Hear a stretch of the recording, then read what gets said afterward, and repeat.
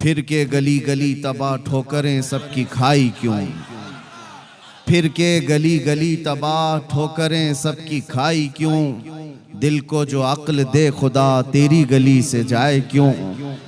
जान है इश्क़ मुस्तफ़ा रोज फजूं करे खुदा, जिसको हो दर्द का मजा नाज़े दवा उठाए क्यों। वाह सुभान अल्लाह। बुलहवस सुन सीमो जर की बंदगी अच्छी नहीं, उनके दर की भीख अच्छी सरवरी अच्छी नहीं। मेरे अजीजों, आलास की सरजमीन पर मैं मेरे करम फरमा आले रसूल सैयद ज़हीर अब्बास साहब क़िबला अदामल्लाहु इक़बालहु के हुक्म पर हाजिर आया हूँ। और बात दर हकीकत यह है कि हम निस्बतों वाले लोग हैं और निस्बतें हमें खींच करके उन मकामात पर पहुंचाती हैं जहां तक हमें पहुंचना होता है। वो और होगा जिसका तार कटा होगा, कभी इधर गिरे कभी उधर गिरे। जिसका तार मजबूती से जुड़ा है, यहाँ बटन लगाओ रोशनी मदीने तक ही पहुंचे। वाह वाह वाह वाह वाह। उसके तार में जो जुड़ाव है वो उसे मदीने की निस्बत तक पहुंचा ही देता है।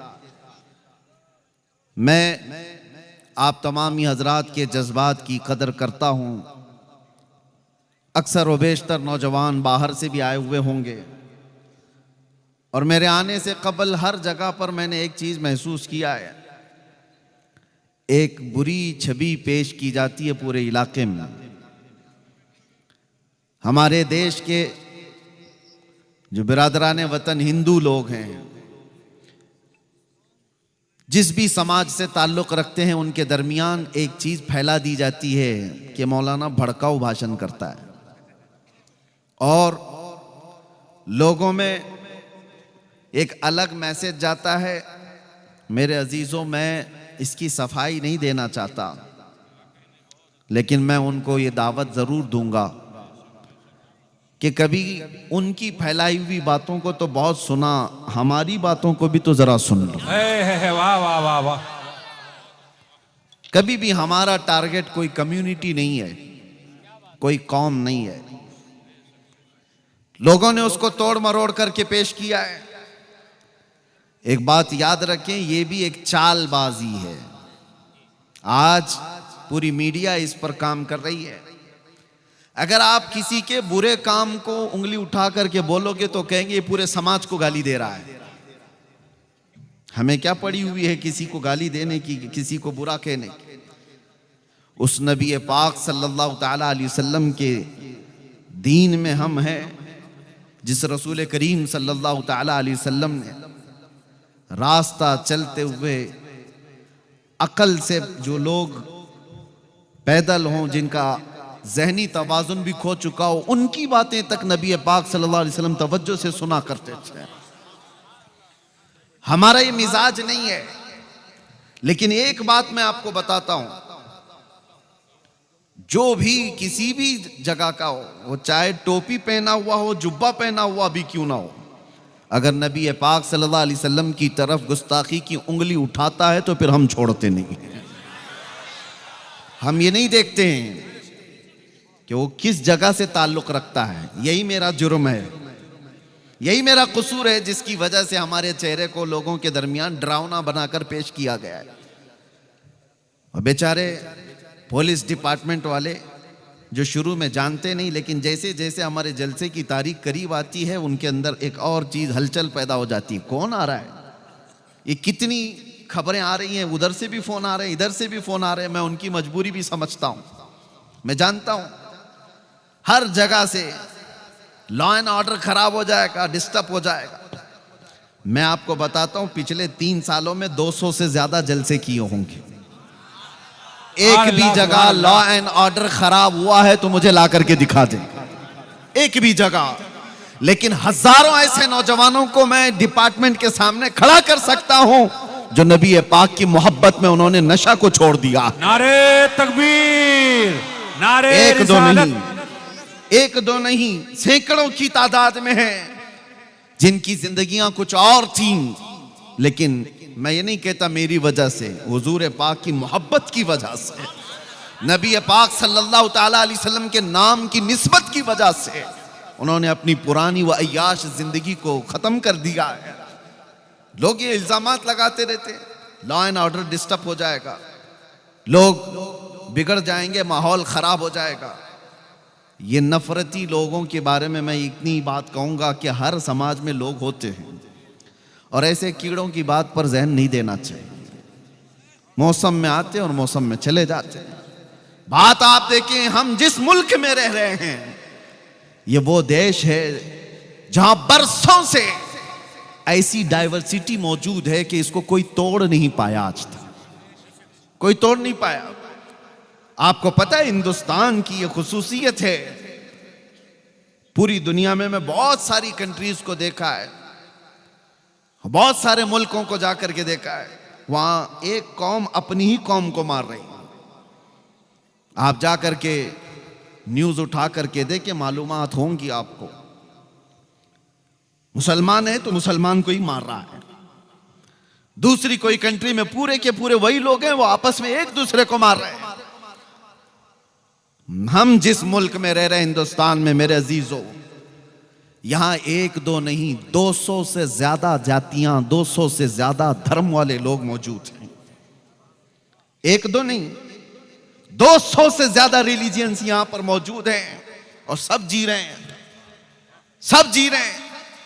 और ये सरकार गरीब नवाज का, उनके आस्थाने की बरकत का मैं ये खुल करके इजहार करता हूं कि जितने खुलकर आजादी के साथ आप अपने दीन पर इस जमीन पर अमल कर रहे हैं, दूसरी जगहों पर इतने आसानी से अमल भी नहीं है।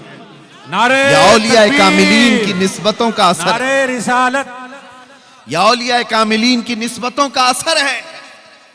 ये वो देश है जहां हिंदू मुसल्ला बिछा कर देता है कि मुसलमान नमाज पढ़ते हैं। क्या ये देश नहीं है? हमने इन तमाम चीजों को कहां पर गाली गलौज करके खत्म किया है? किसको हमने हर्ट किया है? अभी मैं आलास आया, मेरे अजीजों, उलमा एक तरफ, अवाम एक तरफ, हाजी अपनी तरफ, लेकिन आपके इलाके के सरपंच हैं, शायद वो भी हिंदू समाज से ताल्लुक रखते हैं। आए, चादर मुझे पहनाई, हार मुझे पहनाया। ये तमाम जो तहजीब है मौजूद, फिर कौन सी वो नफरत है जो फैलाई जा रही है? अब मैं आपको बताता हूं। आज मुझे यहां पर हजरत ने भी बताया था, कसीर तादाद में हिंदू समाज से भी लोग मौजूद हैं, तो मैं उनसे कहता हूं, हमारी बातों को गौर से सुनना और कभी अपने ऊपर मत लेना, कभी अपने ऊपर ना लेना।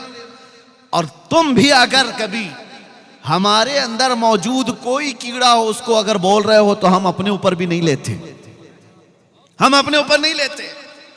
दुनिया तालिबान को टेररिस्ट कहती है, हम डिफेंस करने नहीं जाते, क्योंकि हमें पता है हमारा उनसे कोई ताल्लुक ही नहीं।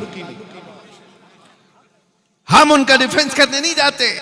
हम सूफिया की जमात से ताल्लुक रखते हैं, वो औलिया कामिलीन की जमात से ताल्लुक रखते हैं। इसी तरह से वो बिरादराने वतन हिंदू समाज से ताल्लुक रखने वालों से मैं कहता हूं कि अगर कोई ऐसा शख्स हो जो हमारे भेदभाव को और यहां के माहौल को खराब करने के लिए किसी भी मुकद्दस शख्सियत को गालियां देता है, तो वो तुम्हारा नहीं है, समझ करके चलो। और हम ऐसे कुत्ते की दुम पर पैर रख करके बोलेंगे। क्यों? इसलिए नहीं कि वो सिर्फ गाली दे रहा है, इसलिए कि वो देश का माहौल खराब कर रहा है, पूरे देश का माहौल खराब कर रहा है। और ऐसी जगह पर हम जो बात करते हैं, तो इसीलिए दुनिया को ये हमारा चेहरा पेश किया जा रहा है कि ये भड़काऊ भाषण करता है। भड़काऊ भाषण, कैंसर का इलाज करने के लिए अगर फोड़ी को काटना पड़े तो डॉक्टर जो है वो कातिल नहीं कहलाता, डॉक्टर कातिल नहीं कहलाता। अगर कोई ऐसी फोड़ी हो जिससे कैंसर पूरे जिस्म में फैल सकता है, तो उस फोड़ी को डॉक्टर काटता है, कैंची से हो, चाकू से हो। लेकिन कोई ये नहीं कहता कि डॉक्टर मर्डर कर रहा है, कातिल है, चाकू का इस्तेमाल कर रहा है। नहीं, कुछ जगह ऐसी होती हैं जहां पर फोड़ी को काटने के लिए उस छुरी का इस्तेमाल डॉक्टर करता है। और कुछ कौम के अंदर ऐसे कीड़े होते हैं जिनके लिए हमारी ऐसी तेज जुबान का इस्तेमाल करना पड़ता है। बाकी हमारी आदत नहीं है, बाकी हमारी आदत नहीं। हम नरम गुफ्तगू ही करते हैं, अखलाक की गुफ्तगू ही करते हैं, मुआशरे की बुराइयों के मुतालिक लोगों को अवेयरनेस करते हैं। लेकिन नबी पाक सल्लल्लाहु ताला अलैहि वसल्लम की शान को समझो मेरे अजीजों। मैं एक बात कहता हूं, हमने कभी किसी दीन के, किसी धर्म के बड़ी शख्सियत को उंगली उठाकर छेड़ा तो नहीं है। कभी दिखा दो हमारी तारीख में किसी को कुछ कहा हो, कहीं गालियां दी हो, किसी के चरित्र पर बात किया हो? नहीं। जब ये पूरी कौम किसी भी धर्म की मुकद्दस शख्सियत को नहीं बात करती, तो इतना तुम्हारे अंदर भी सहज होना चाहिए कि जो कौम अपने नबी पर अपनी जानें कुर्बान करती है उसकी तरफ उंगली तो मत उठाओ। अगर गाली देने का ज्यादा शौक है, आ जाओ हमें गाली दे दो, हमारे माँ बाप को, हमारे खानदान को, जिसको कोसना है खूब कोसो। अरे हम सुन लेंगे हमारे लिए गालियां, लेकिन नबी पाक की शान में अगर बोलोगे तो फिर कौम क्या, हमारा 8 साल का बच्चा भी बर्दाश्त नहीं करता। ये हमारा दीन है, ये हमारा दीन है। अब आगे की बात मैं करता हूं मेरे अजीजों। ये इजहार करना मुझे जरूरी था कि लोगों ने जो हमारा एक चेहरा पेश किया है, डिपार्टमेंट वाले भी बहुत तवज्जो से सुने, और जितने हैं, हमारी कोई तकरीर हवा में नहीं जाती, सब रिकॉर्ड रहती है, मुझे पता है। और ऐसी रिकॉर्ड होती है कि एक जुमला यहाँ रिकॉर्ड होता है, यूट्यूब पे आने तक उस पर बहुत मसाला आ चुका होता है, बहुत कुछ आ चुका होता है। आधे से ज्यादा तो हमारी तकरीरों को यूट्यूबर लोगों ने बर्बाद करके रखा है। पता नहीं क्या क्या थंबनेल लगा लगा करके पूरी दुनिया को डराते हैं। और कितनी मर्तबा तो मुझे कैद में पहुंचाया, कितनी बार तो आजाद कराया, कितनी बार तो कब्र में भी पहुंचाया। इनका भरोसा नहीं है। और एक बात बड़ी अच्छी है, पुलिस डिपार्टमेंट से एक बड़े सीनियर ओहदेदार वो इन्वेस्टिगेशन में बैठे हुए थे, और कुछ लोग बहुत चीजें वायरल किए हुए थे। मैं देख करके घबराया।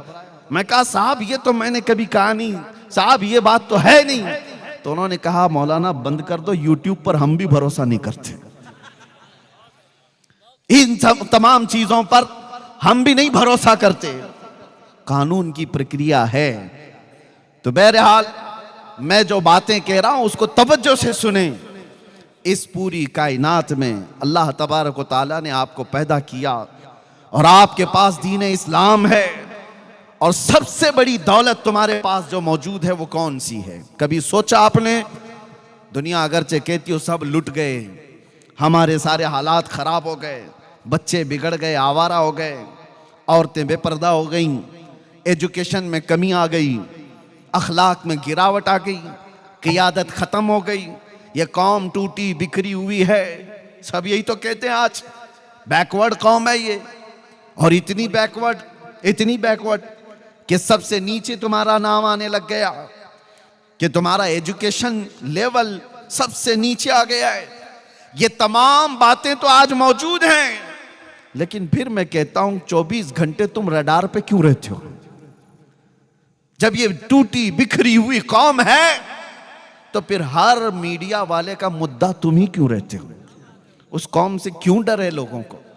एक बात समझ में आती है मेरे अजीजों, कि जिसको इकबाल ने 100 साल पहले कहा था, कुछ बात तो है कि मिटती नहीं हस्ती हमारी, कुछ बात तो है कि मिटती नहीं हस्ती हमारी। सदियों रहा है दुश्मन दौरे ज़मा हमारा, यूनान और मिस्र रोमा सब मिट गए जहां से, बाकी मगर है अब तक नामो निशां हमारा। किस वजह से आज पूरी दुनिया तुम्हें रडार पर रखती है वो समझ करके चलो। तौहीद की अमानत सीनों में है हमारे, इश्क़े रसूल की अमानत सीनों में है हमारे, आसान नहीं मिटाना नामो निशा हमारा। नारे तकबीर, नारे रिसालत, तहफ़्फ़ुज़ ईमान कॉन्फ्रेंस, अल्लामा मुफ्ती सलमान अज़हरी साहब क़िबला, अल्लामा मुफ्ती सलमान अज़हरी साहब क़िबला। बस अपने ईमान की हिफाजत करो। जो दौलत तुम्हारे पास है वो सबसे बड़ी दौलत, सबसे बड़ी दौलत है। आज ही मैंने जुमा में एक जुमला आपके सामने अर्ज किया नीरज में, कि क्या आपने बचपन से जब से आंखें खोली मस्जिदों में नमाज तो पढ़ी होगी, पता नहीं कितनी मस्जिदों में सजदे किए, लेकिन क्या कभी सजदा करने के वक्त आपने खुदा की कोई तस्वीर सामने देखी? कभी किसी ने बनाई? नहीं, पूरी दुनिया में किसी मस्जिद में खुदा की तस्वीर नहीं होती, अल्लाह की कोई तस्वीर नहीं है। और मैं कहता हूं एक वाहिद कौम है ये जो बिना देखे सजदे में गिर जाती है, बिना देखे सजदे में गिर जाती है। ये तुम्हारा ईमान है जो अल्लाह ताला की जात पर ऐसा यकीन है तुम्हारा। अल्लाह है, सिर्फ आपने सुना है, देखा नहीं है। और दुनिया में हर आदमी ये कहता है बगैर टच किए, बगैर देखे तो मैं मानूंगा नहीं। सारे लोग, अकल वाले लोग यही कहते हैं किसी भी दूसरी चीज के बारे में, लेकिन जब अल्लाह की बात आए तो ईमान वाला कभी ये नहीं पूछता किसी मौलाना से कि मैं देख करके ईमान लाऊंगा। कभी कोई नहीं कहता मैं टच करके ईमान लाऊंगा।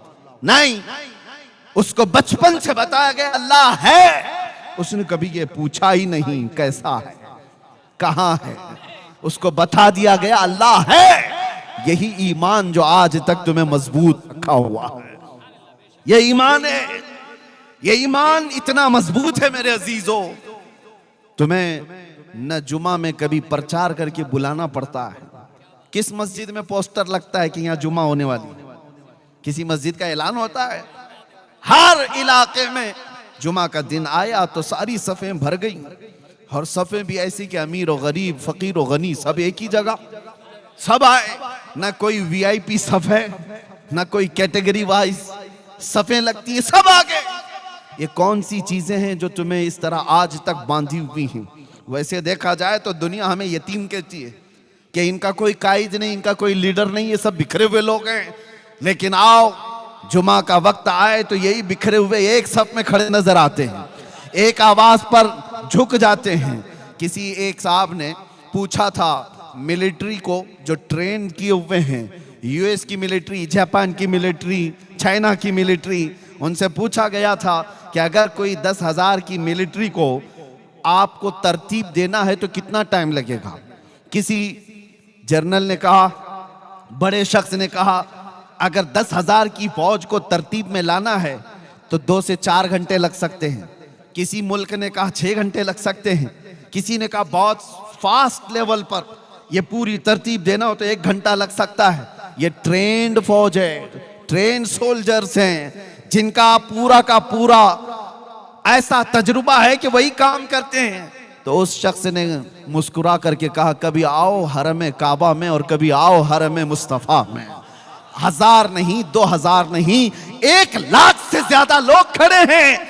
इधर इकामत हुई और इधर इमाम ने तकबीर बांधी। ना कोई सफों को दुरुस्त करने वाला पुलिस है, ना कोई वहां पर वॉलंटियर है, कोई नहीं है। सबकी सफें खुद ब खुद दुरुस्त हो जा रही हैं। वहां पर अमीर गनी सबकी सफें खुद लग जाती हैं। मुझे बताओ मस्जिदों में, अरे यहाँ जलसे में भी अगर मौलाना को कह दिया जाए कि यहाँ सबको सीधे खड़ा कर दो तो सुबह हो जाएगी, कोई सीधा नहीं होगा। सुबह हो जाएगी, मुझे पता है। अभी जाने के वक्त रास्ता भी नहीं देंगे 1 घंटे तक। ये कौम को जानते हैं, लेकिन मस्जिदों के अंदर ना मौलाना छड़ी लेके आते हैं, ना मौजिन साहब तुम्हें कतार लगाने के लिए आते हैं। कौन है जो तुम्हारी सफों को दुरुस्त कर देता है? कौन है जो हजारों की तादाद में भी हो? हाँ, यही जलसा जो मुझे जाने का रास्ता भी नहीं देगा। अभी मौलाना 1 घंटा ऐलान करें, ये सीधे खड़ा भी नहीं होगा। लेकिन अगर यहां पर कह दिया जाए कि नमाज होने वाली है और तकबीर बोली जा रही है, अपनी सफे लगा दो, तो फिर किसी को छड़ी लेने की जरूरत नहीं। सारी सफे 5 मिनट के अंदर सब सीधी हो जाती है। ये कौन सी ताकत है? ये कौन सी ताकत है? वो ईमान है जो तुम्हारी सफों को दुरुस्त कर देता है। वो ईमान है जो तुम्हारी सफों को सीधा कर देता है। इसीलिए मेरे अजीजों, बार बार मैं एक बात कहता था, लोगों ने उसका दूसरा माना इस्तेमाल कर लिया। मैं तो जगाने के लिए कहा था गुजरात में, न घबराओ मुसलमानों, अभी खुदा की शान बाकी है, अभी इस्लाम जिंदा है, अभी कुरान बाकी है। नारे- ये बात इसीलिए कहा था कि बहुत कुछ तुम्हारे पास बाकी है, बहुत कुछ तुम्हारे पास है, वो ईमान की दौलत, इसका सौदा कभी मत करना। चाहे दुनिया की सारी दौलत तुम्हें देनी पड़ जाए, लेकिन ईमान का सौदा कभी ना करना। जो झुकने की अल्लाह ने तुम्हें तौफीक बख्शी है, ये सबसे बड़ी तौफीक है। जो सफ़ों में खड़े होने की तौफीक बख्शी है, ये सबसे बड़ी तौफीक है। इस ईमान की हिफाजत की आज कॉन्फ्रेंस है ना, तहफ़्फ़ुज़ ईमान कॉन्फ्रेंस, इसी में मैं आपसे कहूँगा अपने घर को लीकेज से बचाने के लिए क्या क्या चीज़ें इस्तेमाल करते हो, कौन कौन सा केमिकल ला करके वाटर प्रूफिंग करवा देते हैं कि छत के लीकेज को बंद कर दिया जाए। कतरे गिरेंगे तो लोगों की नींद खराब हो सकती है, घर टूट सकता है। छोटा सा लीकेज भी आप बर्दाश्त नहीं करते अपने घर के अंदर, और अगर कोई खिड़की, कोई दरवाजा, कोई दीवार दरार लग जाए या कोई हिलने जुलने लग जाए तो आप फौरन उसकी रिपेयरिंग के लिए कोशिश करने लग जाते हैं। घर के लिए इतना ख्याल है। और अगर आप चल रहे हैं, आपसे किसी ने कह दिया टोपी टेढ़ी है, फौरन सीधी कर लेंगे। जुब्बे पे कोई दाग है, आप धुल करके सीधा कर लेंगे। जिस जिस चीज की तरफ दुनिया इशारा करे कि इसमें कजी है, इसमें टेढ़ापन है, आप फौरन सीधा कर लेंगे। मेरे अजीजों, ये सारी चीजें 4 दिन की भी नहीं है। ना घर तुम्हारा रहने वाला, ना कपड़े तुम्हारे रहने वाले, सब पना हो जाएंगे। लेकिन तुम्हारे साथ अगर कोई चीज जाने वाली है तो वो ईमान की दौलत है, ईमान की दौलत है। कसम खुदा की, अगर उसके अंदर कजी आ गई, उसके अंदर टेढ़ापन आ गया, तो फिर ना तुम्हारी दुनिया सलामत है, ना आखिरत सलामत है। इसीलिए आप पूछ रहे होंगे कि इसके अंदर टेढ़ापन कहां से आएगा, इसके अंदर कजी कैसे आएगी? अरे मियाँ, टेढ़ापन कजी तो छोड़ो, पूरा ईमान उछक ले जाने वाले चोर भी मौजूद हैं। आला हजरत ने 100 साल पहले कहा था, आंख से काजल साफ चुरा ले, यहाँ वो चोर भला के हैं। सुना है आपने ये शेर? आंख से काजल साफ चुरा ले। कभी पुलिस वालों से जा करके पूछना, आप थाने में नौकरी कर रहे हो, बहुत साल हो गए, कभी आज तक ऐसा कोई केस रजिस्टर्ड हुआ है कि किसी ने आंख से काजल चुरा लिया किसी का? वो पूछ लो उनसे कि कहीं आपके पास ऐसा कोई केस बुक हुआ है कि फलां बंदे ने फलां की आंख का काजल चुरा लिया? वो भी हंसेंगे, ये कौन सी चोरी है, ये कौन सी चोरी है? लेकिन बरेली का इमाम कह रहा है कि ऐसी चोरी भी होती है, ऐसी चोरी भी होती है। मैं तुम्हें समझाता हूं, आंख से काजल साफ चुरा ले, इसका मतलब वो डब्बी वाली काजल नहीं है, वो कालक वाली काजल नहीं है। आला हजरत फरमाते हैं, एक मुसलमान की आंख का काजल इश्क मुस्तफा होता है। वाह वाह वाह। हुजूर की मोहब्बत तुम्हारी आंखों का सुरमा है, वो जो न हो तो और वो जो न थे तो। इसी तरह आंख में काजल जो है, वो लगाने वाले काजल की बात नहीं कर रहा हूं, नबी पाक की मोहब्बत, औलिया कामिलीन की निस्बत, अल्लाह की जात पर ईमान, ये तुम्हारी आंखों का काजल है। और इसके चोर दुनिया में बहुत मौजूद है।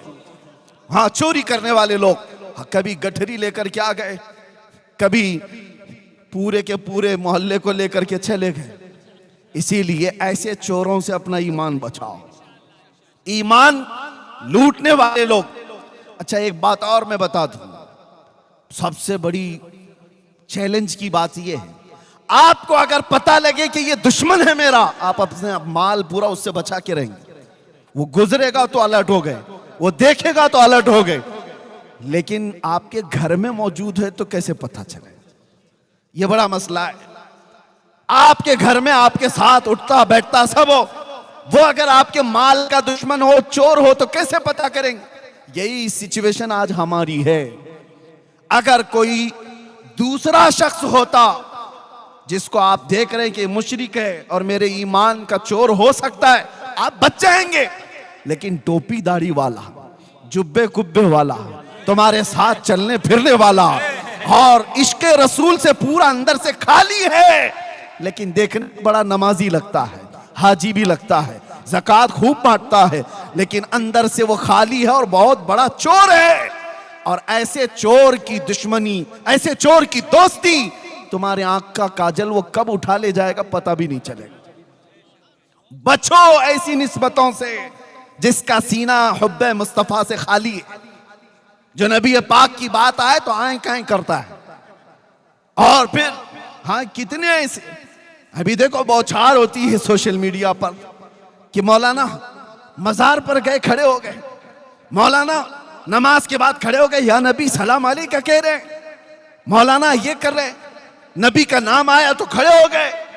मैं उन जालिमों से कहता हूं, कोई नेता आए तो उसके छाटने के लिए तुम खड़े हो जाते हो।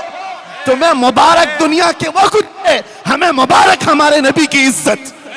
वाह, हम अपने नबी पाक के नाम पर खड़े होते हैं तो ये अल्लाह की अता है कि अल्लाह ने अपने नबी के गुलाम में ये तौफीक बख्शी है कि वो अपने नबी के नाम पर खड़े होते हैं।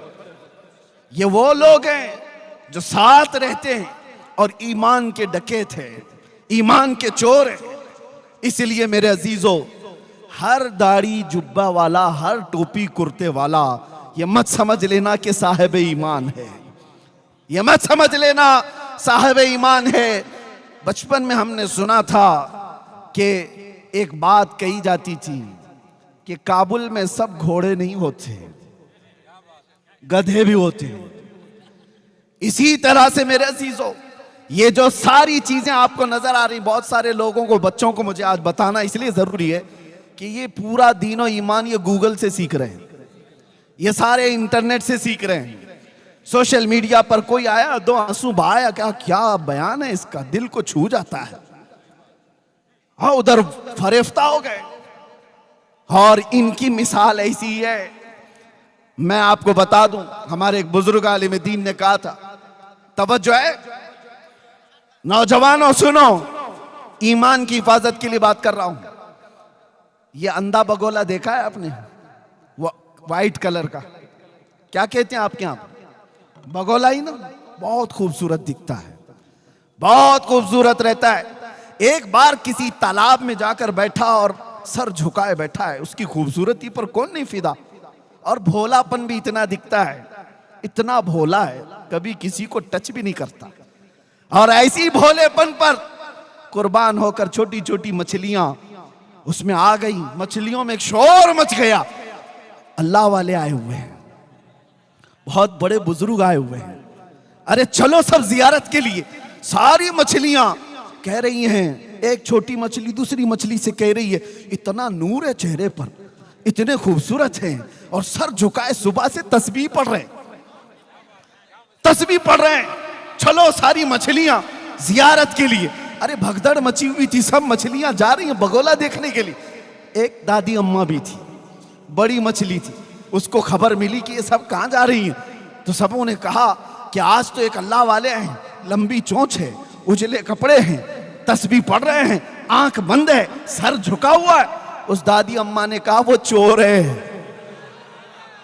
कहा तुम उसको अल्लाह वाला समझ रही हो, मत जाओ। तो इतना उसने कहा तो वही हुआ जो हमारे साथ होता है। सारी मछलियों ने कहा, अरे अम्मा ये पुराने ख्यालात की है, यहां हमें बुजुर्गों से मिलने से रोकती है। यही कहते हैं ना उलमा, जब किसी बुराई को रोकते हैं तो तुम क्या कहते हो, ये मौलाना लोगों का मसला है, हमें तो अपना ऐश करने दो, हमें एंजॉय करने दो। जब बुराइयों से रोका जाता है, क्योंकि ये नबी पाक सल्लल्लाहु अलैहि वसल्लम के नायब हैं और अल्लाह ताला इनकी जुबान से तुम्हारी इस्लाह फरमाता है। जब ये बोलते हैं उलमा तो कान लगा करके सुनो कि क्यों कहा जा रहा है, क्यों कहा जा रहा है।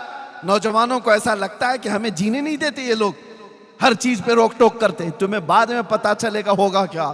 दादी अम्मा तो बहुत रोकी, मछलियां सब मुखालिफ हो गई। कहा ये इस बूढ़ी को छोड़ दो, इसने दुनिया कहां देखी, ये पुराने ख्यालात की, हम तो देखेंगे वो बुजुर्ग को, हम तो जियारत करेंगे। और सबों ने मिलकर के जत्थे जा करके जियारत पर चली आई। और मेरे अजीजों, जब बगोले के आसपास सब नमन करने आई होंगी, सलाम करने आई होंगी, बगोला देखता रहा, दो पैरों में और एक चोंच में मार करके उड़ गया। वो तो उसके पास 3 चीजें थी, इसलिए वो 3 उठाए, और भी ज्यादा होती तो सबको ले जाता। बाकी डरी डरी मछलियां भागी आई। दादी अम्मा ने पूछा क्या हुआ, सबों ने कहा तुमने जो कहा था वही चोर निकला। क्या बात। इसलिए हर सफेद कपड़ा ये दलील नहीं है कि वो साहब ईमान है। वाह वाह वाह वाह। दिखने में चेहरा भोला भाला हो और हाथ में तस्बीह लेकर के घूमता हो, जरूरी नहीं कि वो अल्लाह वाला है।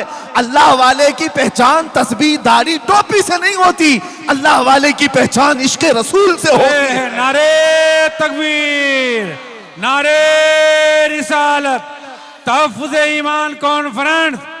लब्बैक या रसूल अल्लाह, लब्बैक या रसूल अल्लाह। अल्लामा मुफ्ती सलमान अज़हरी साहब क़िबला। और अल्हम्दुलिल्लाह हम फख्र है इस बात पर कि ये जो सुन्नियों का मजमा है, हमारे पास दीन गूगल से नहीं आया है, हमारे पास दीन डॉक्टरों से नहीं आया है, हमारे पास दीन वो प्लम्बर और इंजीनियर से नहीं आया है, हमारे पास दीन गौसे आजम से होते हुए आया है, हमारे पास दीन गरीब नवाज से होता हुआ आया है, हमारे पास दीन आला हजरत से होता हुआ आया है, हमारे पास दीन सैयदना ज़ैनुल आबिदीन तवक्कुल से होता आया है, हमारे पास दीन निजामुद्दीन का है, हमारे पास दीन ख्वाजा दक्कन से है। ये अल्हम्दुलिल्लाह सुन्नियों की किस्मत में है, हमें गूगल में देखने की जरूरत नहीं। जब दीन देखना होता है हम अजमेर देखते हैं और बगदाद देखते हैं। वाह वाह, हमें पता है ये सीधा रास्ता है। और आला हजरत ने फरमाया, या रसूल अल्लाह तेरे गुलामों का नक्शे कदम है राह खुदा। वाह वाह वाह, तेरे गुलामों का नक्शे कदम है राह खुदा, वो क्या बहक सके जो ये सुराग लेके चले। लहद में इश्के रुखे शह का दाग लेके चले, अंधेरी रात सुनी थी चिराग लेके चले। आप समझ रहे हैं इस बात को?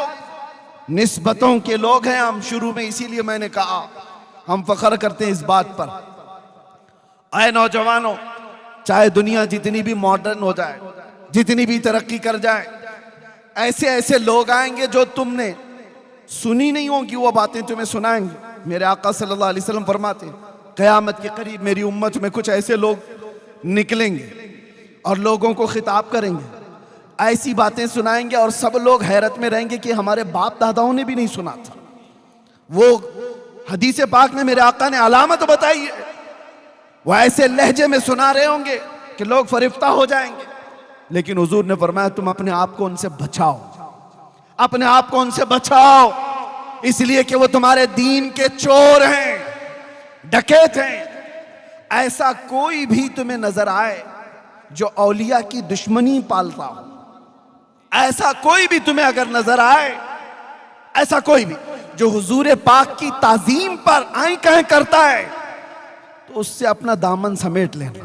कहा यह हमारा नहीं, मेयार और कैटेगरी, मेयार और तुम्हें एक थर्मामीटर दे करके जा रहा हूं कि हमेशा उसको नाप करके देखना कौन हमारा कायद है, कौन हमारा रहबर है। वही हो सकता है जो तुम्हें रसूलुल्लाह की शरीयत का रास्ता देता है। बाकी सारे रास्ते इधर उधर ले जाने वाले लोग। और एक बात ये भी मैं बता दूं, पीर साहब भी कोई हो, जितने भी पीर साहब हो, अगर वो नबी पाक का रास्ता छोड़ा है तो पीर नहीं, वो पैर है, वो पैर है। और हुजूर पाक की मोहब्बत सजा कर रखता है तो हमारे सर का ताज है। यह हमारा मेयार है। आप इस चीज को समझ करके चलें। दीन हमारा इस्लामी कवानीन के तमाम तर चीजें तुम्हारे सामने मैं रख रहा हूं, क्योंकि नौजवानों के लिए अब बहुत बड़ा चैलेंज आ गया है। इंटरनेट पर खोलते हैं तो कौन सी वेबसाइट देखें कौन सी नहीं, ये भी समझ में नहीं आता। सब दीन इस्लाम के नाम पर प्रोपेगेंडे फैलाए हुए बहुत सारे, उसमें हमारी कई बच्चियां और कई बच्चे फंस जाते हैं। वो जाल है, उस जाल में कई लोग फंस जाते हैं। आपको मैं एक बात बताना चाहूंगा, कुछ लोग ये कहते हैं ना दुनिया बहुत नई हो गई, नए तरीके पर आना चाहिए। मैं भी मानता हूं आज का दौर है मोबाइल का, हम मोबाइल छोड़ के तो नहीं रह पाएंगे। आज का दौर लाइटिंग का है, हम लाइट छोड़ करके तो नहीं रह सकते। आज का दौर है गाड़ियों में तेजी से जाने का, हम ये छोड़ करके भी नहीं रह सकते। ये सारी तरक्कियां अपनी जगह पर, लेकिन एक बात मैं आपको बता दूं, तुम्हारी और हमारी कामयाबी ये चीजों के हासिल करने पे नहीं है, ये असबाब हैं, ये मादे हैं।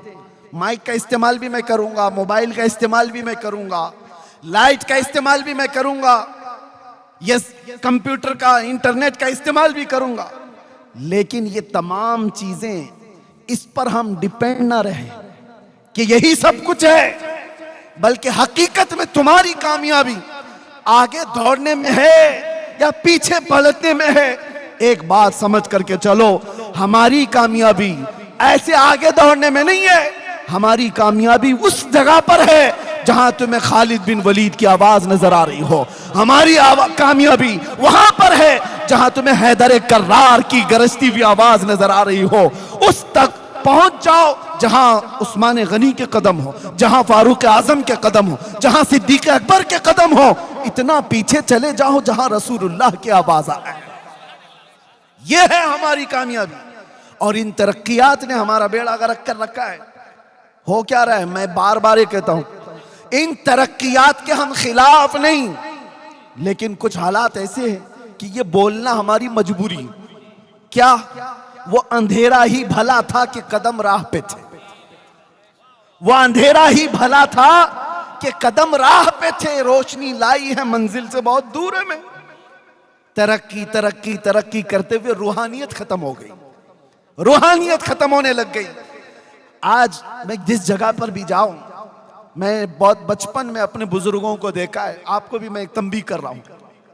हम जब जाते दूर खड़े उन बुजुर्गों को मिलने की अगर तौफीक मिल जाती, वक्त होता तो मिल लेते, नहीं तो इतने अदब से दूर से खड़े रहते, उलमा भी अवाम में भी। लेकिन आज पूरी ये तरक्कियात ने बदल लिया है। अब उलमा को लोग मिलने नहीं, सेल्फी लेने आते हैं। सबसे पहले इनका मोबाइल उठेगा, तकरीर सुनने के लिए यहां पर हजारों की तादाद में होंगे, लेकिन इसमें तो 75% वो हैं जो खुद नहीं सुन रहे, मोबाइल को सुना रहे हो लोग। वो सारे लोग, अरे रिकॉर्डिंग सब मिलने वाली है, लेकिन ये तरक्की ने तुम्हें क्या कर रखा है? तुम्हारी रूहानियत खत्म हो रही है। मस्जिदों में भी यही, मज़ारात में भी यही, हर जगह पर। मैं तो तंग आ गया कि हमारे खाने पीने की भी नहीं छोड़ी जाती। हद तो ये है, कुछ इलाकों पर मैं मेहमान बन करके जाऊं, कमरे में सुबह से शाम तक बैठे हुए हैं, इस्तिंजा के लिए जाने का वक्त नहीं है। और हम कहें भी क्यों नहीं है, आपको मैं बताऊं, अरे इधर बाहर निकले इस्तिंजा जाने, सारे वीडियो चालू, क्या आदमी अपनी हाजत भी नहीं करे? ये तुम्हारी तरक्कियात है जो इंसानियत को भी खत्म करती चली जा रही है। हमने देखा है ये तरक्कियात ने कितना बेड़ा गर्क किया है। रास्ते पर एक्सीडेंट हो गया, आदमी तड़प रहा है, खून में लथपथ है, और ये बंदा उसकी वीडियो निकाल रहा है। इंसानियत क्या थी? अरे वीडियो का ख्याल ही कहां, पहले उसका खून तुम्हें तड़पा देता। वो रूहानियत होती, इंसानियत होती, पहले तुम उसकी मदद करते। अरे कोई गटर में गिर रहा है, उसकी वीडियो निकाल रहे, कोई खंबे से गिर रहा है, उसकी वीडियो निकाल रहे कि वायरल हो जाएगी, व्यूज आ जाएंगे। ये तरक्कियात ने तुम्हारा बेड़ा गर्क कर रखा है। इसीलिए मैंने कहा वो अंधेरा ही भला था कि कदम राह पे थे। वो अंधेरा ही भला था कि कदम राह पे थे, रोशनी लाई है मंजिल से बहुत दूर है। में आज मैं एक बात इसलिए ये चीजें छेड़ रहा हूं कि इन तरक्कियात ने तुम्हारा और हमारा ऐसा नुकसान किया है कि रूहानियत को और हमारे अंदर के अदब को खत्म करती चली जा रही है। इसीलिए मेरे अजीजों, ये आस्ताने जो औलिया के हैं, यहां हम क्यों आते हैं पता है? इन आस्तानों पर हमारा क्या रखा है? लोग हमसे सवाल करते हैं, गरीब नवाज के आस्ताने पर क्यों जा रहे हो, क्या मिलने वाला है? हाँ, अमेरिका आओ, यूरोप आओ, यहां तो एक से एक टेक्नोलॉजी मिलेगी। मैं उनसे कहता हूं, तुमने टेक्नोलॉजी पर इतनी मेहनत की, ये आसमान पर नहीं चांद पर भी पहुंच गए। तुमने बहुत मेहनत की, चांद पर भी पहुंच गए, प्लेन बना दिया, हजारों को इधर से उधर मुंतकिल करती है, ट्रांसफर करती है। तुमने इंटरनेट बनाया, पूरी दुनिया को ग्लोबल विलेज कर दिया, सारी तरक्कियां मुबारक। लेकिन जिस चीज की भी तरक्की है ना, वो मेटल की तरक्की है। इंसान ने जिस पर मेहनत किया वो मेटल तरक्की कर गया। ये लोहा था, इंसान ने इस पर मेहनत किया, इसको माइक बना दिया है। ये लाइट, इस पर इंसान ने मेहनत किया है, उसको एक शक्ल दे दी है। मैं बात कर रहा हूं, सारी टेक्नोलॉजी तुमने इस मेटल पर लगाई। औलिया के आस्ताने वो है जो मेटल नहीं, इंसान बनाते हैं। इंसान बनाते हैं। कौन से इंसान? यूरोप के एक बाशिंदे ने कहा था हमारे एक बड़े आलिम दीन से कि आओ हमारे पास, हमने तरक्की इतनी की है कि हमने सयाल मादे से केमिकल बनाए, हम चांद तक पहुंच गए, हम इंटरनेट बनाए, हम एरोप्लेन बनाए, हम कंप्यूटर बनाए, सब सुना। उस आलिम दीन ने कहा ना ना ना ना, मुझे ये सब चीजें नहीं चाहिए, मुझे एक ऐसा आदमी चाहिए, एक ऐसा आदमी जिसकी 2 उंगलियों के बीच से देखे तो 7वां आसमान नजर आए, वाह वाह वाह वाह। और नीचे देखे तो 7वां जमीन का हिस्सा नजर आए। उसने कहा ऐसा भी कोई आदमी होता है? हमारे पास मशीनें बहुत हैं, आदमी ऐसा नहीं है। उसने कहा आओ मैं तुम्हें अजमेर लेकर के चलता हूं। वाह वाह वाह वाह। अजमेर एक मोइनुद्दीन हसन चिश्ती नाम से नौजवान है, एक बुजुर्ग के पास आता है। बुजुर्ग का नाम ख्वाजा उस्मान हारूनी है। बुजुर्ग ने पूछा बेटा क्यों आए हो? कहा आपके पीछे चलने आया हूं, घर बार सब छोड़ आया हूं। उस बुजुर्ग ने कहा जाओ 1000 बार इस्तिग़फ़ार पढ़ो, 1000 बार कुल हु अल्लाह पढ़ो, 1000 बार तुम कलमा तैयबा पढ़ो, फिर आओ मुजाहिदे करवाए। और उसके बाद कहा बेटा ऊपर देखो क्या दिखता है? मोइनुद्दीन हसन चिश्ती ने कहा ऊपर आसमान दिखता है और कुछ भी नहीं। कहा नीचे देखो क्या दिखता है? मोइनुद्दीन हसन चिश्ती ने कहा जमीन दिखती है और कुछ भी नहीं। फिर ख्वाजा उस्मान हारूनी ने कहा करीब आ जा, करीब आ जा। मोइनुद्दीन हसन चिश्ती करीब आए। ये जवान है, वो बुजुर्ग है। मुर्शिद ने अपनी दो उंगलियां मोइनुद्दीन हसन चिश्ती की आंखों पर रख दी और उसके बाद कहा बेटा मेरे 2 उंगलियों के कमान के दरमियान से जानिबे आसमान देखो, अब बताओ क्या दिखता है? मोइनुद्दीन हसन चिश्ती ने नजर उठाई और कहा पहला आसमान भी दिख रहा है, दूसरा और तीसरा भी दिख रहा है, चौथा और 5वां भी दिख रहा है, छठा और 7वां भी दिख रहा है। नहीं नहीं, अर्श खुदा तक नजर आ रहा है। वाह वाह वाह। कहा नीचे देखो, नीचे क्या दिख रहा है? 2 उंगलियों के बीच से, पीरो मुर्शिद की 2 उंगलियों के बीच से मोइनुद्दीन हसन चिश्ती ने देखा और कहा मुझे पहला और दूसरा जमीन का हिस्सा भी, तीसरा और चौथा भी, 5वां और छठा भी, 7वां भी, यहां तक के तहतुस सरा तक नजर आ रहा है। ये तारीख की सच्चाइयां हैं। उस बुजुर्ग आलिम दीन ने कहा ये वाकया बता करके ओ यूरोप के तरक्कियात और मॉडर्न दुनिया के बाशिंदे आ जा, मैं तुझसे मेटल की तरक्की नहीं पूछता। तुमने मिसाइल भी बनाए, पेट्रोट मिसाइल भी, जो दुनिया को तबाह बर्बाद कर देता है। मैं तुमसे पूछता हूं एक ऐसा बंदा ला करके दिखा दो जो जमीन पर बैठकर लौहे महफूज को पढ़ लिया करता। वाह वाह वाह। नारे तकबीर, नारे रिसालत, तहफ़्फ़ुज़ ईमान कॉन्फ्रेंस, अल्लामा मुफ्ती सलमान अज़हरी साहब क़िबला, सरज़मीन आला शरीफ, हजरत अल्लामा सैयद ज़हीर अब्बास साहब क़िबला। ये जो आस्थाने हैं यहाँ इंसान बनाए जाते हैं, इसलिए हम इन आस्थानों पर आते हैं। लोग ये समझते हैं कि सिर्फ बच्चे मांगने आते हैं, बिजनेस मांगने आते हैं। नहीं मियाँ, पहले इंसान बनो, इंसानियत तुम्हारे अंदर आए। और ये आस्थाने सबसे पहले इंसानियत सिखाते हैं, इंसानियत।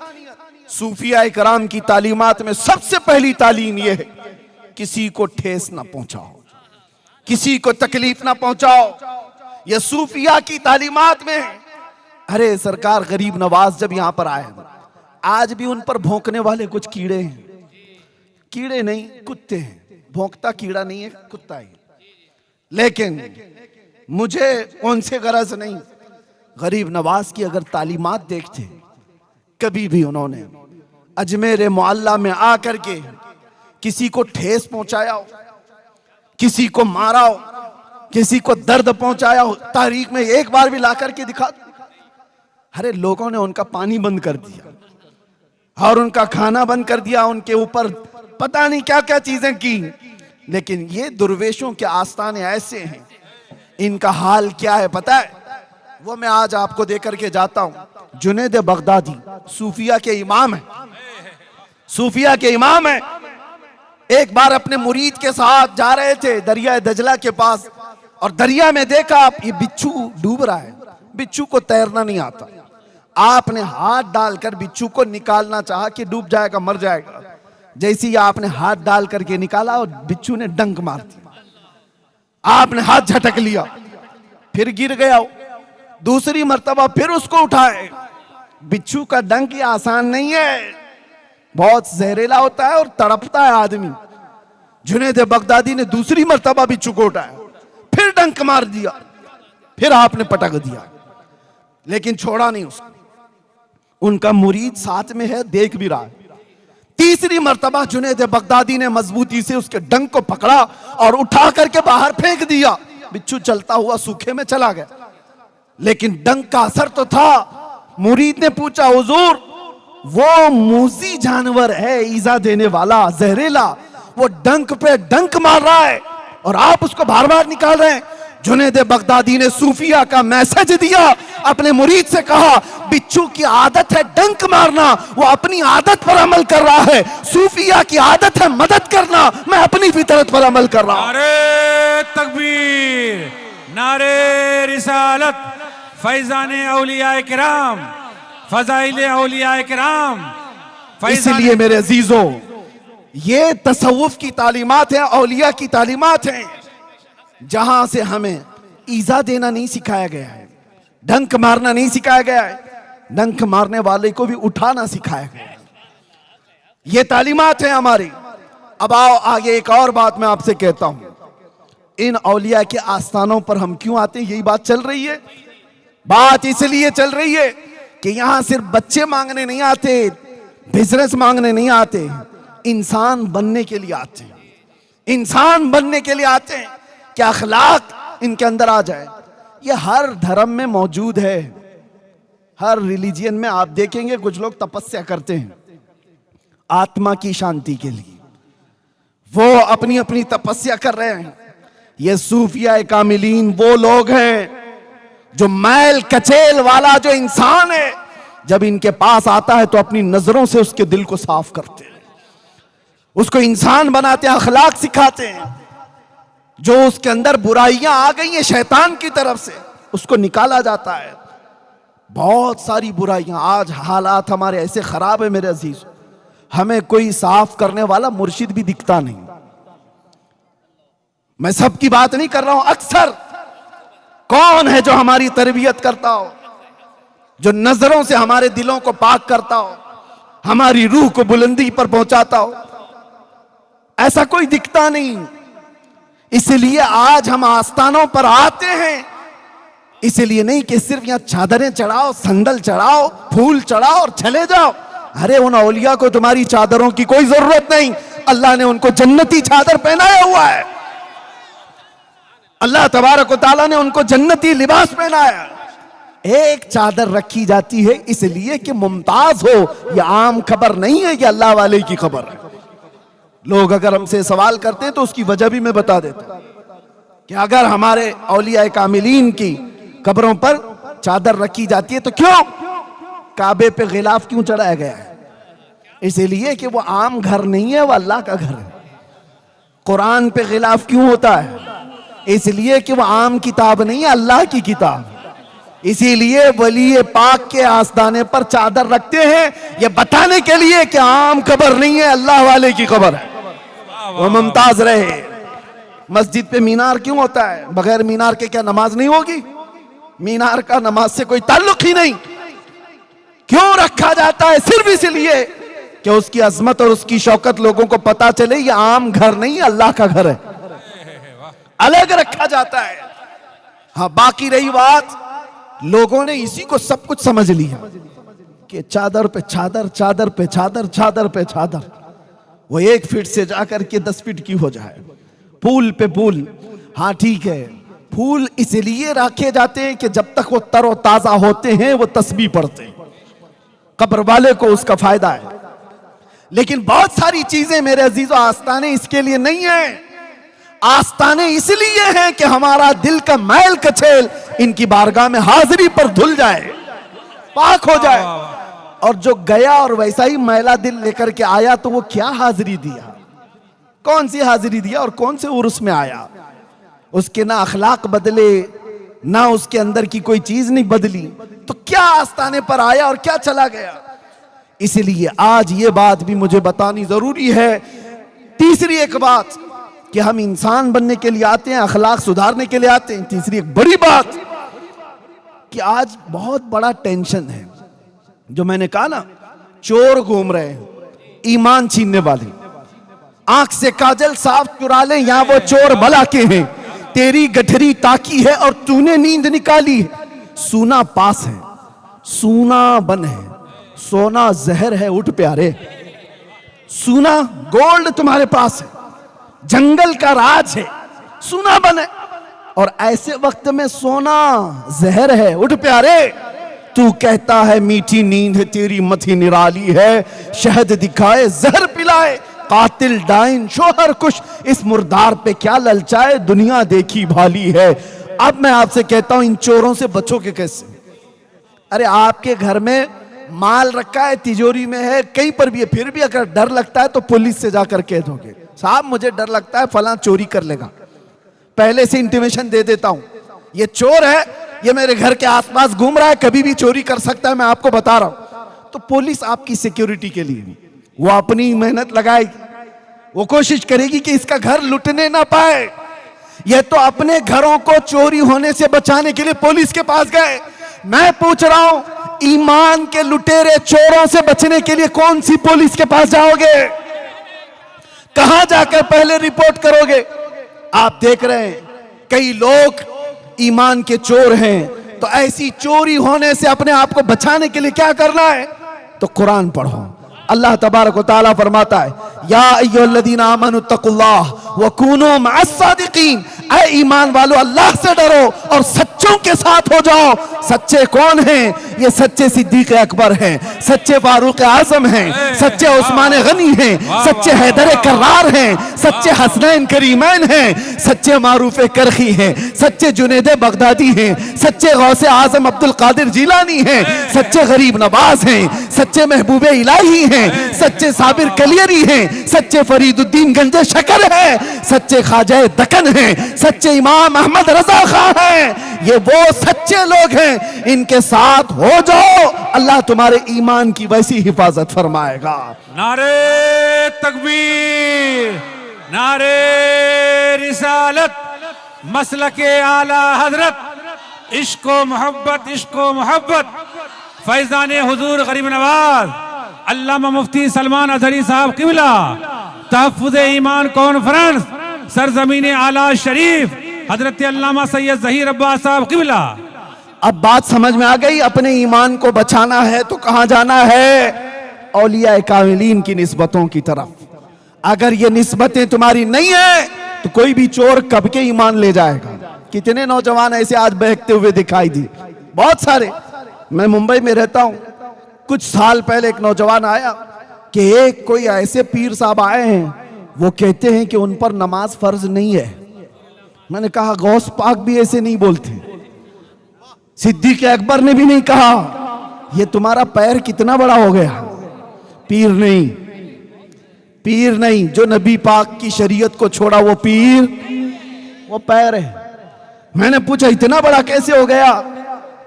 कहते नहीं, वो दिल की नमाज पढ़ते हैं, दिल की नमाज पढ़ते हैं। कभी तो ये कहते नहीं वो यहां बैठते हैं, मक्का में नमाज पढ़ते हैं, मदीने में पढ़ लेते हैं, वो बैठते यहां हैं। मैं कहा खाना यहां क्यों खाते हैं? जमजम वहीं से पी लें, मदीने में खजूर खा लें, खाना तो बराबर लगता है। नमाज के लिए कहते मक्का में पढ़ लेते, मदीने में पढ़ लेते। ये शैतान है, शैतान है, वो पीर नहीं है, तुम्हारा ईमान लूट लेगा। एक नौजवान मेरे पास आया, वो ये कहने लगा कि वो कहते हैं 8 खुदा है कलमे में, 8 मोहम्मद है कलमे में, लोगों को पता ही नहीं। अच्छा इनकी एक ट्रिक मैं आपको बताऊं, ऐ नौजवानों बचना ऐसे गुमराहों से, बचना। वो सबसे पहले तुम्हें क्या कहते हैं? मौलाना के पास मत जाना, हमारे बारे में वो बुरा कहेंगे, पहले से इसके दिमाग में डालते हैं। और जब नौजवान हमारे पास आए, हम कहते हैं अरे बाप रे वाह, इतना खतरनाक कहां से अकीदा ले आया? तो कहता मेरे पीर साहब तो पहले ही बोले थे मौलाना हमारे खिलाफ बोलेंगे। करामत, उसको फिर करामत लग गई। ये सारी ट्रिक है, ये साइकोलॉजी है, इस्तेमाल करते हैं ये ढकोसले बाबा। एक बात मैं आपको बता दूं, नमाज किसी के लिए माफ, किसी के लिए है। गौसे पाक ने कभी नमाज कज़ा नहीं की, गरीब नवाज ने कभी नमाज नहीं कज़ा की। अरे मेरे नबी जिनकी शरीयत है, रसूलुल्लाह ने नमाज नहीं छोड़ी। और ये आज का कोई पैर के है कि मेरी नमाज माफ हो गई। मैंने अजरा है तफरीह कल्ब, उनसे एक बात कही थी, वो आज आपको भी कह देता हूं। कोई भी ऐसा पीर कहे कि मेरे ऊपर नमाज फर्ज नहीं है, मैं भी मानता हूं 4 लोग ऐसे हैं जिन पर नमाज फर्ज नहीं। 4 लोग ऐसे हैं जिन पर नमाज फर्ज नहीं। या तो पहला, नाबालिग बच्चा, नाबालिग बच्चे पर नमाज फर्ज नहीं। या तो पागल हो तो नमाज फर्ज नहीं, नमाज अकल वाले पे है, नमाज पागलों पे नहीं है। 2 हो गए। नंबर 3, औरत की हर महीने जो माहवारी आती है उतने दिनों उसको नमाज फर्ज नहीं, नमाज माफ है उसको। 4थे नंबर पर औरत को बच्चा हो जाए, बच्चे के बाद 40 दिन या उससे कम जितने भी निफास की हालत है उन दिनों में औरत को नमाज माफ। 4 ही लोग हैं जिन पर नमाज माफ है। मैं मुरीद साहब से पूछा और पीर साहब से पूछो, ये 4 में तुम कौन से हो? या तो तुम्हारा पीर नाबालिग होगा, या तो तुम्हारा पीर पागल होगा, और बाकी 2 चीजें तो बड़ी डेंजर है। पूछ के देख लो, ये 4 तो नहीं है।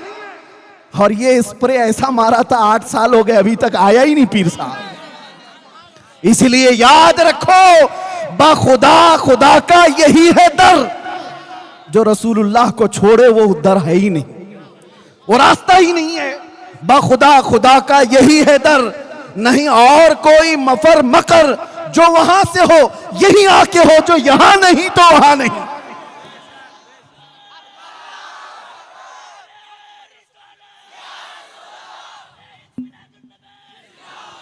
बात अब कंप्लीट करने आ रहा हूं, खत्म कर रहा हूं। तवज्जो मेरे अजीजों, चाहे दुनिया में जितने भी रास्ते लोग ला करके दिखा दें, सीधे एक ही देखना कि ये मदीने तक पहुंचता है कि नहीं। अगर नबी पाक की शरीयत छोड़ करके बात करता है तो अपना नहीं है, चाहे वो जैसा भी हो। या औलिया कामिलीन के आस्ताने हमें बचाते। मेरे अजीजों, गौसे पाक ने, गरीब नवाज ने, या जितने औलिया हैं, उन्होंने अपना गर्विदा नहीं बनाया, उम्मत को रसूलुल्लाह का दीवाना बनाया। आज हम यही चाहते हैं, आप मेरा इस्तकबाल न करें, मेरे नाम का नारा न लगाएं, मुझे इज्जतों से न बिठाएं। मैं आता इसलिए हूं कि हमारे आने से नौजवानों के दिलों में मेरे मुस्तफा का इश्क बढ़ जाए, मोहब्बत बढ़ जाए। मैं इसलिए आता हूं कि लोग देखें तो मुझे न पुकारें, बल्कि गुंबद खजरा की तरफ तवज्जो करके कहें, लब्बैक या रसूल अल्लाह, लब्बैक या रसूल अल्लाह, लब्बैक या रसूल अल्लाह। हमारी तकरीर भी वसूल हो गई और ये जलसा भी वसूल हो। हम अपना बनाने नहीं आए, उस नबी का शहदा बनाने आए। इसलिए कि आज हम हैं, कल नहीं रहेंगे, मगर वो गुंबद खजरा की चमक सुबह क़यामत तक रहने वाली है, वो हिदायत का नूर सुबह क़यामत तक रहेगा। इसलिए मैं तुम्हें किसी लैला का मजनू बनने नहीं देना चाहता जो हर दिन मजनू चेंज करती हो। मैं आपको उसका गर्विदा बनाने आया हूं जो आज एक बार हाथ थाम ले तो कब्र में भी नहीं छोड़ता और हशर में भी नहीं छोड़ता। वाह वाह वाह वाह।